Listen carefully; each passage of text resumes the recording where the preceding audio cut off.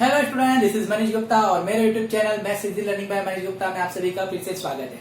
तो स्टूडेंट, आज का वीडियो स्टार्ट करने से पहले एक इंपॉर्टेंट चीज, यदि आप मेरे वीडियो को फर्स्ट टाइम देख रहे हैं, आपको मेरी वीडियो पसंद आ रहे हैं, तो आप प्लीज मेरे वीडियो को लाइक कीजिए, शेयर कीजिए, मेरे चैनल को सब्सक्राइब कीजिए और नीचे लगे बेल आइकन को क्लिक कीजिए, जिससे मेरे आने वाले नई वीडियो आप तक आसानी से पहुंच सके। ओके स्टूडेंट, चलिए आइए आज का वीडियो स्टार्ट करते हैं। स्टूडेंट, तो हमने कल एक्सरसाइज 8.1 के कुछ क्वेश्चंस को सॉल्व कर लिया था, question 1, 2 and 3। Now the next question is question 4.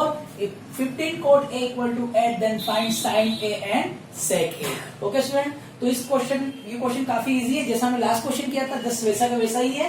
ठीक है, आपको देखिए यहाँ पे sin A और sec A की वैल्यू फाइंड करनी है। ठीक है, sin A की वैल्यू फाइंड करनी, sin क्या होता है P by H। Okay, sec क्या होता है, sec होता है cos का रेसिप्रोकल, मतलब हाइपोटेनियस बाय बेस। ओके, ये होता है हमारा sec। तो हमें P, H और B की जरूरत है, जब तक हम ये नहीं निकालेंगे तब तक हम इनको नहीं फाइंड कर सकते। ठीक है, तो सबसे पहले हम एक राइट एंगल ट्रायंगल बना लेते हैं। ठीक है, ये हमारा A, B and C। Okay, A, B and C, this is our right angle triangle. Okay, solution given, what we have given, 15 cot A equal to 8, or we can say cot A equal to 8 by 15। अब cot क्या होता है, cot होता है base upon perpendicular. cot क्या होता है, base upon perpendicular. तो अब देखिए एंगल A के बारे में बात हो रही है, ये रहा हमारा एंगल A, इसके बारे में बात हो रही है। तो परपेंडिकुलर कौन होगा हमारा BC और बेस कौन होगा हमारा AB।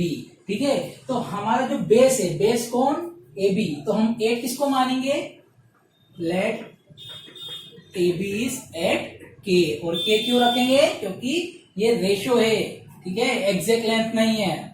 And perpendicular what is BC, BC is 15K। Okay student, समझ आ रहा है। चलिए, तो हमने AB, क्योंकि ये बेस और ये परपेंडिकुलर का रेशो है, तो बेस को हमने मान लिया है AB जो कि 8K, और 15 जो है हमारा कौन है, परपेंडिकुलर। तो परपेंडिकुलर कौन है हमारा BC, BC इज 15K। ठीक है, then by PT theorem, what is PT theorem, PT theorem is AC square equal to AB square plus BC square. What is AC, AC हमको नहीं पता है, इसको इसे रहने दें। AB is 8K, so 8K का square plus BC is 15K, 15K का square. 8K square means 64K square, 15K square means 225K square. Okay, 64 and 225 कितना हो जाएगा, 4 and 5 9, 6 2 8 and 2 K square. That means AC will be 17K. Okay, AC will be 17K। तो हमारा जो AC है वो है आपका 17K। चलिए, तो तीनों साइड्स मिल गई हमको। ठीक है, BC कितना माना है हमने 15K, और AB जो है हमारा वो है 8K। तीनों साइड्स आपको पता चल गई है। अब जिन चीजों को फाइंड करना है उसके बारे में बात कर लेते हैं। देखिए, now sin A, sin means perpendicular upon hypotenuse. तो परपेंडिकुलर कौन है A के लिए, BC है, that means BC by hypotenuse is AC। Okay, तो BC कितना है हमारा 15K divided by AC is 17K। Okay, K से K कैंसिल हो जाएगा, तो answer is 15 by 17। Okay, now sec A, sec क्या होता है, sec क्या होता है हाइपोटेनियस अपॉन बेस। तो what is hypotenuse, hypotenuse is AC divided by base. अब A के लिए बेस कौन है, A के लिए बेस है AB, तो AC is 17K and base AB is 8K। K से K फ्री कैंसिल हो जाएगा, ये हो जाएगा 17 by 8 and this is your answer। Okay student, हमारा क्वेश्चन नंबर 5 है, If sec theta is 13/12, then calculate all other trigonometric ratios. Okay student, हमको बाकी के सारे trigonometric ratios फाइंड करने हैं. ठीक है, चलिए अब एक चीज देखिए, यहाँ पे थीटा दिया हुआ है. ठीक है, क्या दिया हुआ है? थीटा दिया हुआ है. तो बच्चों पहले राइट एंगल ट्रायंगल बना लीजिए. ए बी एंड सी, ये राइट एंगल ट्रायंगल बना लिया. अब यहाँ पे थीटा बोला है. ठीक है, ए बी सी, बी तो राइट एंगल ट्रायंगल है, राइट एंगल बी में, तो उसको तो कोई बात नहीं करनी. तो यहाँ पे ए या सी होना चाहिए, वो नहीं है, थीटा दिया है. ठीक है, तो अब क्या करेंगे, किसको माने, कौन से एंगल को थीटा माने, इसको या इसको, इट डजंट मैटर, किसी को भी मान सकते हैं. आपको जिसको मानना है उसको मान लीजिए, कोई फर्क नहीं पड़ेगा. ठीक है, तो मैं सी को थीटा मान रहा हूं. ठीक है, ये जो एंगल सी है, मैं इसके बारे में बात कर रहा हूं कि जो थीटा है वो एंगल सी पे हम नहीं मान लिए. ठीक है, अभी देखो यहाँ पे क्लियर नहीं है. अगर यहाँ पे ए होता या सी लिखा होता तो फिर हम उसके अकॉर्डिंग ए या सी को मानते. ठीक है, या फिर अगर ये थीटा दिया है और क्वेश्चन में डायग्राम भी दिया होता तो जहां थीटा दिया है उसको सपोज करते हैं. बट ऐसा हमारे पास नहीं है, थीटा दिया है पर कोई डायग्राम नहीं दिया. डायग्राम हमको हमारे मन से जनरेट करना है, बनाना है. ठीक है, तो क्या करेंगे, हम थीटा किसी को भी मान सकते हैं, डजंट मैटर. ठीक है, चलिए तो अब सेक थीटा है.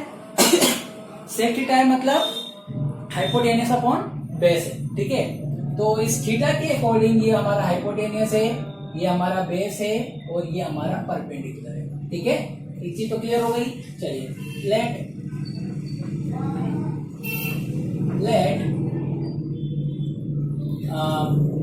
Hypotenuse upon base. Okay, hypotenuse upon base, तो 13 हाइपोटेनियस है मतलब AC. तो let AC is 13K and base is BC, so BC is 12. Okay student, हमने AC को मान लिया 13 और BC को मान लिया 12K. Then by PT theorem,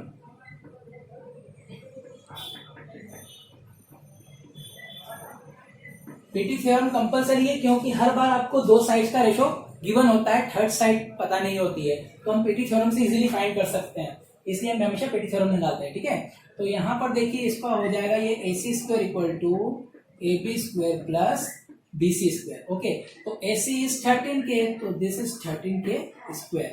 AB, what is AB पता करना है, अभी लेने दो इसको ऐसे ही. BC कितना है हमारे पास 12K, ये 12K स्क्वायर.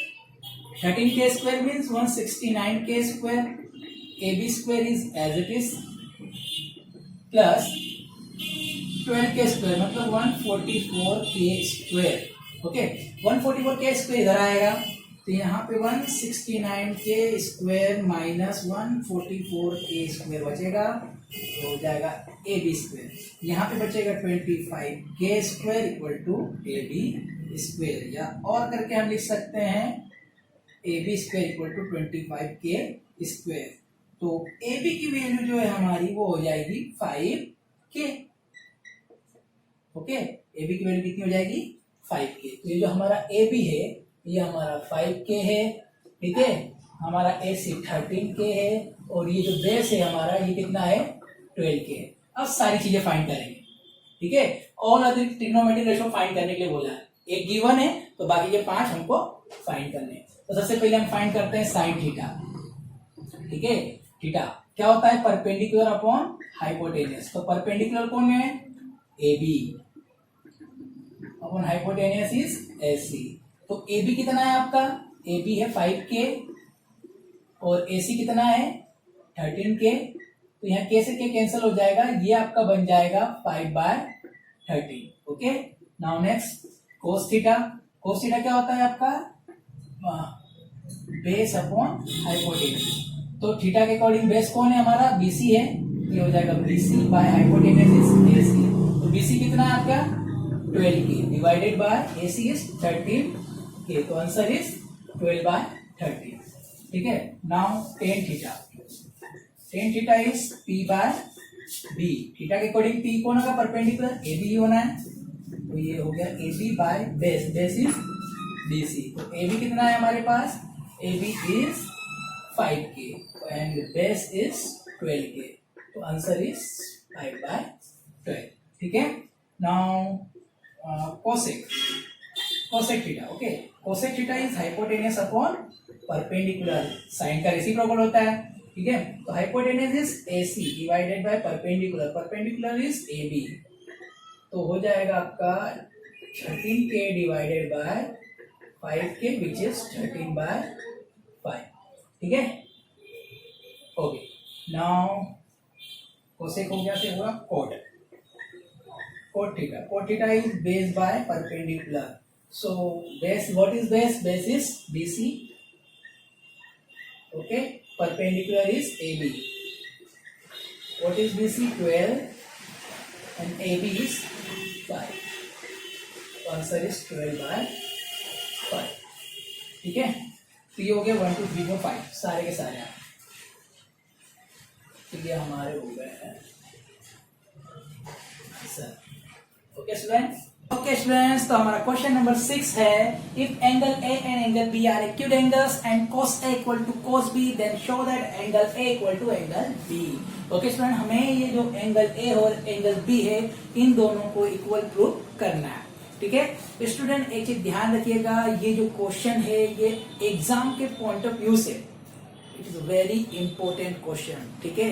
तो इस क्वेश्चन को काफी ध्यान से आपको समझना है, इसमें आपके कोई मिस्टेक नहीं होना चाहिए, कोई से भी डाउट नहीं रहने चाहिए, ठीक है। इसको ध्यान से समझिएगा, ठीक है। चलिए सबसे पहले एक राइट एंगल ट्रायंगल बनाते हैं।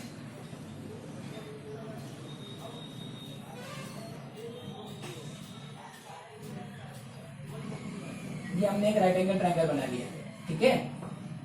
चलिए इसका, इनके जो वर्टेक्स के नाम है तो क्या रखेंगे? चलो ये तो मैंने यहाँ रख दिया, अब बी को कहाँ रखूं मैं? ये तो हमारा 90 डिग्री है, बताइए बी को हम कहाँ रखेंगे? यस, बी को हम यहाँ रखेंगे और सी को यहाँ रखेंगे। क्यों रखेंगे?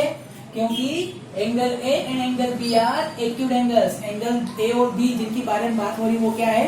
एक्यूट एंगल्स है। तो हम बी को यहाँ नहीं रख सकते और ना ही ए को यहाँ रख सकते, क्योंकि अगर ये यहाँ पे आ गए डेट में से 90 डिग्री के हो जाएंगे, एक्यूट एंगल नहीं रहेंगे। हमको एक्यूट एंगल बताना है इनको, ठीक है। ये एक्यूट एंगल है, क्लियर, ये एक्यूट एंगल है। चलिए, और इनको इक्वल प्रूफ भी करना है हमें, इस एंगल को इस एंगल के इक्वल प्रूफ करना है। चलिए, अब 9th क्लास में आपने बहुत सारी थ्योरम्स पढ़ रखी है, ठीक है, बहुत सारी थ्योरम्स पढ़ रखी है, उनके कुछ स्टेटमेंट भी आपको याद होंगे, ठीक है। तो उन्हीं में से एक स्टेटमेंट को हम यूज करने वाले हैं इस क्वेश्चन को प्रूव करने के लिए, ठीक है। कौन सी थ्योरम होगी सोच सकते हैं आप? यस, वो थ्योरम है हमारी, इन दो एंगल्स को हमें इक्वल प्रूव करना है। तो वो थ्योरम क्या थी? Angles opposite to the equal sides are equal. Okay student, मतलब अपोजिट एंगल्स, मतलब इक्वल साइड्स के जो अपोजिट एंगल्स होते हैं वो इक्वल होते हैं। ये हमने पढ़ा था ना कि अगर दो साइड आपस में इक्वल हो तो इनके अपोजिट एंगल भी आपस में इक्वल होते हैं। 9th क्लास में हमने थ्योरम पढ़ी थी।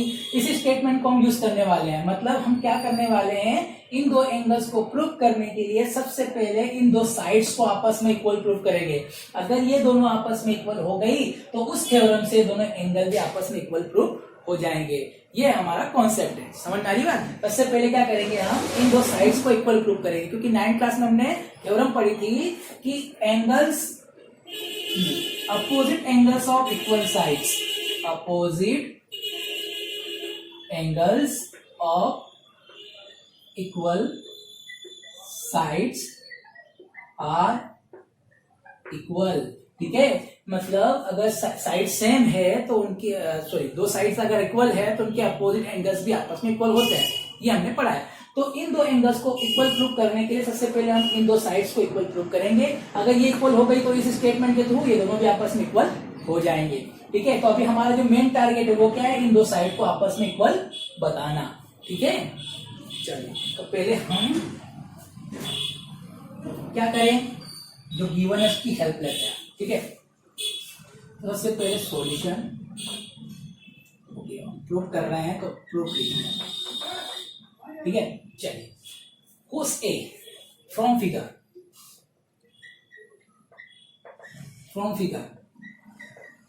What is cos A? cos A क्या होता है? cos क्या होता है? cos base upon hypotenuse. तो एंगल A के लिए बेस कौन होगा? AC होगा, क्योंकि ये तो परपेंडिकुलर है। एंगल A के लिए परपेंडिकुलर ये हुआ तो बेस कौन हुआ? AC। तो cos A is AC divided bye BC, sorry AC divided bye AB, base upon hypotenuse, okay. And ये लिख देते हैं, एंड कोस बी क्या होगा? कोस बी होगा हमारा बेस अपॉन हाइपोटेनस, मतलब BC बाय AB। ओके, BC बाय AB।